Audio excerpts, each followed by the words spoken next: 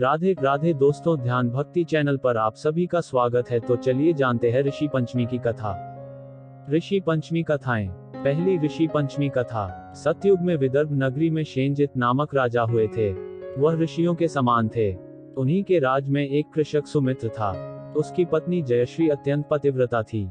एक समय वर्षा ऋतु में जब उसकी पत्नी खेती के कामों में लगी हुई थी तो वह रजस्वला हो गई। उसको रजस्वला होने का पता लग गया, फिर भी वह घर के कामों में लगी रही। कुछ समय बाद वह दोनों स्त्री पुरुष अपनी अपनी आयु भोग कर मृत्यु को प्राप्त हुए। जयश्री तो कुतिया बनी और सुमित्र को रजस्वला स्त्री के संपर्क में आने के कारण बैल की योनि मिली, क्योंकि ऋतु दोष के अतिरिक्त इन दोनों का कोई अपराध नहीं था। इसी कारण इन दोनों को अपने पूर्व जन्म का समस्त विवरण याद रहा। वे दोनों कुतिया और बैल के रूप में उसी नगर में अपने बेटे सुचित्र के यहाँ रहने लगे। धर्मात्मा सुचित्र अपने अतिथियों का पूर्ण सत्कार करता था। अपने पिता के श्राद्ध के दिन उसने अपने घर ब्राह्मणों को भोजन के लिए नाना प्रकार के भोजन बनवाए। जब उसकी स्त्री किसी काम के लिए रसोई से बाहर गई हुई थी तो एक सर्प ने रसोई की खीर के बर्तन में विष वमन कर दिया। कुतिया के रूप में सुचित्र की मां कुछ दूर से सब देख रही थी। पुत्र की बहू के आने पर उसने पुत्र को ब्रह्मा हत्या के पाप से बचाने के लिए उस बर्तन में मुंह डाल दिया। सुचित्र की पत्नी चंद्रवती से कुतिया का ये कृत्य देखा न गया और उसने चूल्हे में से जलती लकड़ी निकालकर कुतिया को मार दी। बेचारी कुतिया मार खाकर इधर उधर भागने लगी। चौके में जो जूठन आदि बची रहती थी वह सब सुचित्र की बहू उस कुतिया को डाल देती थी, लेकिन क्रोध के कारण उसने वह भी बाहर फिकवा दी। सब खाने का सामान फिकवा कर बर्तन साफ करके दोबारा खाना बनाकर ब्राह्मणों को खिलाया।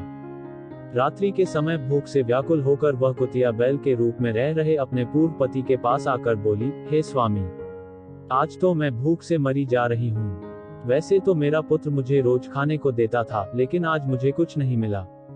सांप के विष वाले खीर के बर्तन को अनेक ब्रह्म हत्या के भय से छूकर उनके न खाने योग्य कर दिया था। इसी कारण उसकी बहू ने मुझे मारा और खाने को कुछ भी नहीं दिया।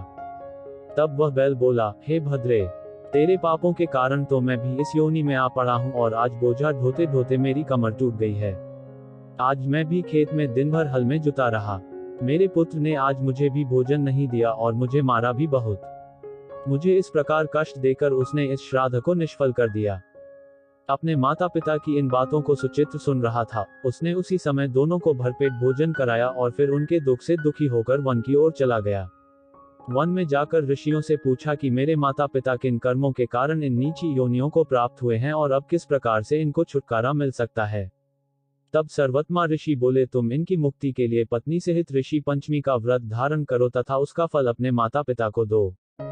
भाद्रपद महीने की शुक्ल पंचमी को मुख शुद्ध करके मध्याह्न में नदी के पवित्र जल में स्नान करना और नए रेशमी कपड़े पहनकर अरुंधति सहित सप्तऋषियों का पूजन करना।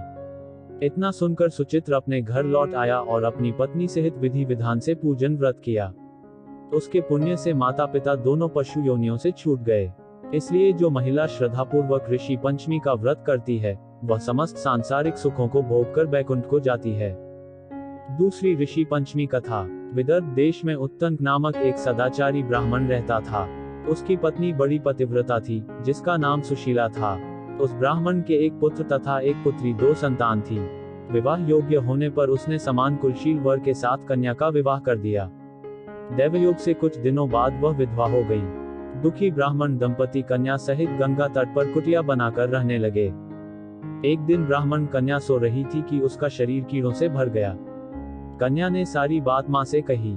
मां ने पति से सब कहते हुए पूछा, प्राणनाथ, मेरी साध्वी कन्या की यह गति होने का क्या कारण है। उत्तंक ने समाधि द्वारा इस घटना का पता लगाकर बताया, पूर्व जन्म में भी यह कन्या ब्राह्मणी थी। इसने रजस्वला होते ही बर्तन छू दिए थे। इस जन्म में भी इसने लोगों की देखा देखी ऋषि पंचमी का व्रत नहीं किया, इसलिए इसके शरीर में कीड़े पड़े हैं। धर्मशास्त्रों की मान्यता है कि रजस्वला स्त्री पहले दिन चांडालिनी, दूसरे दिन ब्रह्मघातिनी तथा तीसरे दिन धोबिन के समान अपवित्र होती है। वह चौथे दिन स्नान करके शुद्ध होती है। यदि यह शुद्ध मन से अब भी ऋषि पंचमी का व्रत करें तो इसके सारे दुख दूर हो जाएंगे और अगले जन्म में अटल सौभाग्य प्राप्त करेगी। पिता की आज्ञा से पुत्री ने विधिपूर्वक ऋषि पंचमी का व्रत एवं पूजन किया। व्रत के प्रभाव से वह सारे दुखों से मुक्त हो गई। अगले जन्म में उसे अटल सौभाग्य सहित अक्षय सुखों का भोग मिला। तीसरी ऋषि पंचमी कथा। एक बार संतान प्राप्ति के लिए ब्राह्मण और ब्राह्मणी सप्त ऋषि का व्रत किया करते थे, और जब उन्हें संतान के रूप में बेटी की प्राप्ति हुई तो वह उसे भी यह व्रत कराने लग गए। इसके बाद उन्होंने उसकी शादी भी ऐसे आदमी से की जो उनके घर में घर जमाई बन के रहे। दोनों ससुर दामाद एक साथ खेती का काम करने लग गए। ब्राह्मण ने ब्राह्मणी से बोल दिया कि तू मेरे लिए खीर लाया कर, और जमाई के लिए राबड़ी। ब्राह्मणी भी ऐसा ही करने लगी। जब एक दिन ब्राह्मण को काम की वजह से बाहर जाना पड़ा तो ब्राह्मणी खाना लेकर आई और जमाई से बोली कि एक हांडी में खाना आपके ससुर का और दूसरी में आपका है।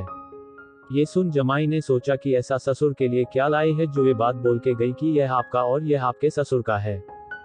जमाई ने ससुर की हांडी खोलकर देखी तो खीर को देख उसका मन ललचाने लगा और उसने खीर खा ली। जब ब्राह्मण आया और उसने पाया कि खीर जमाई ने खा ली है तो उसने गुस्से में आकर कुल्हाड़ी से जमाई के 7 टुकड़े कर दिए और उन्हें 7 अलग जगह पर छिपा दिए।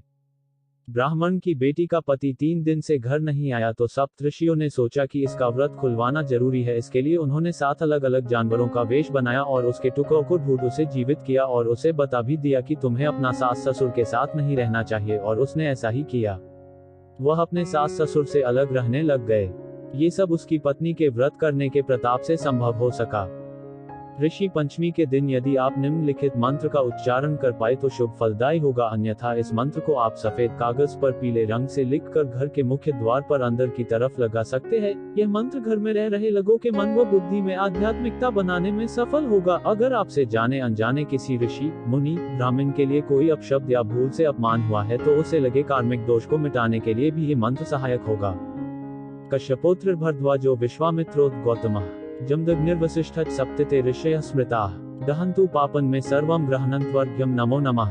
दोस्तों, आपको यह वीडियो पसंद आई हो तो और ऐसी ही जानकारी के लिए चैनल को सब्सक्राइब करें, लाइक करें और शेयर करना ना भूलें।